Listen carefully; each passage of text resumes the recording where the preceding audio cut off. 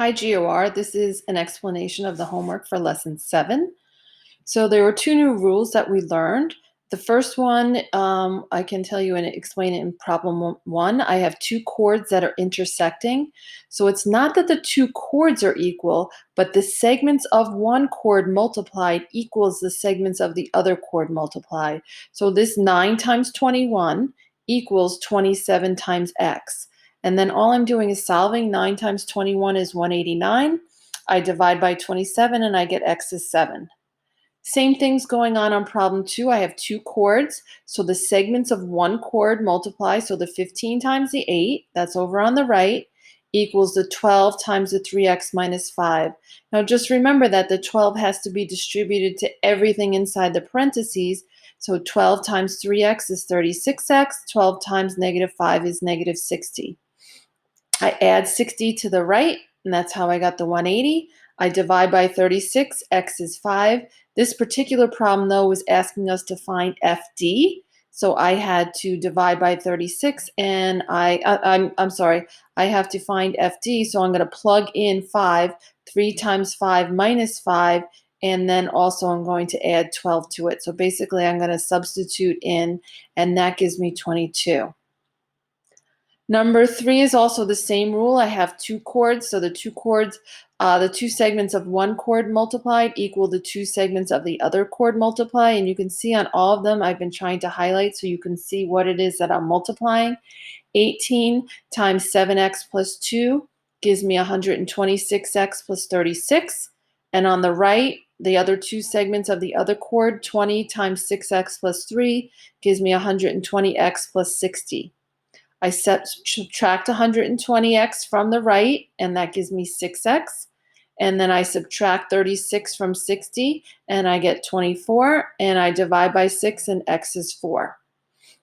Now, this is a different rule for questions 4, 5, and 6. So anytime you have two secants or two tangents or a tangent and a secant, the rule is you're basically taking the whole segment, which is the x plus 7, and you can see I have that highlighted in green, times the part that's sticking out of the circle. So the 7 is sticking out of the circle. So it's the whole thing times the outside or the external part equals the whole thing on the other secant. 13 plus 8 is 21 times the external part 8. So it's the part that's sticking out, the 8, times the whole thing, 21. And again, I tried to highlight it so you can see it. The 7 is the part sticking out of the circle. The x plus 7 is the whole secant. The 8 is the part of the secant sticking out of the circle, and the 21 is the whole secant. So it's the external or outside, sticking outside of the secant, outside of the circle, times the whole secant, external times the whole secant.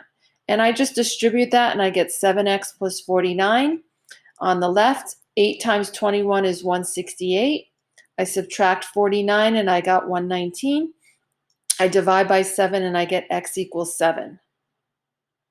Same thing is going on number 5. I have the whole thing. I add the 6 plus 2x plus 12 is equals to 2x plus 18. So that whole thing I have highlighted in green is 2x plus 18. This part of the secant that's sticking out of the circle is just 6. So 6 times 2x plus 18 is 12x plus 108. On the other secant, the whole thing is x plus 13. That's what I have highlighted in green. And the part that's sticking outside of the circle I have highlighted in yellow is 10. And that gives me 10x plus 130 on the right. I subtract 10x from 12x, and I get 2x. I subtract 108 from 130, and I get 22. I divide by 2, and x equals 11. Now 6 is a little bit different because it's a tangent and a secant, but it's really the same rule. So the whole tangent is 18. That's why I have 18. The part that's sticking outside of the circle is also 18, so it's going to be 18 squared.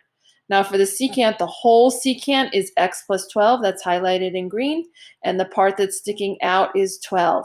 So on the right, I do have 12x plus 144 when I distribute that 12. On the left, 18 squared is 324. I subtract 144 from 324, and I get 180. And then I divide by 12, and I get x is 15. 7 also has another one just like that, so we can practice it again. I have a tangent and a secant. So for the tangent, the whole tangent is x, and the part sticking out of the circle is also x. So you can see I have it highlighted in green and yellow. So x times x is x squared. For the secant, the whole secant, 8 plus 42 is 50. That's the part highlighted in green. And the external part, the part sticking out of the circle, is 8. So 8 times 50 is 400. So if x squared equals 400, I take the square root of 400, and x is 20. And then the last one, 8, is back just like number 1.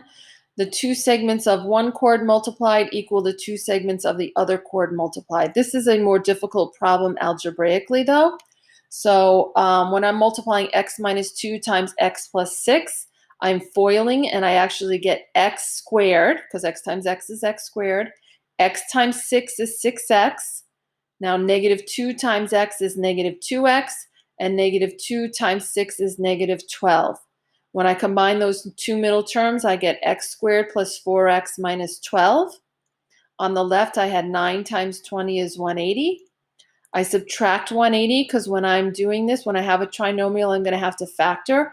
Everything needs to be on side. So I get 0 equals x squared plus 4x minus 192. At this point, when you have a trinomial, the only way to solve that is to factor. So I'm x times x is x squared. These numbers that I got, they multiply to 192, and they combine together to give me 4x. So positive 16 times negative 12 is negative 192. And 16 times x is 16x, and negative 12 times x is negative 12x. That's how I get this positive 4x right there. I then take each of these factors and I set it equal to 0. So this gives me x equals negative 16 on the left and x equals positive 12 on the right. I did put a line through this because I can't have a negative answer when I'm talking about the length of something. So this answer is x equals 12. So it's the same rule, but definitely a more challenging problem to solve.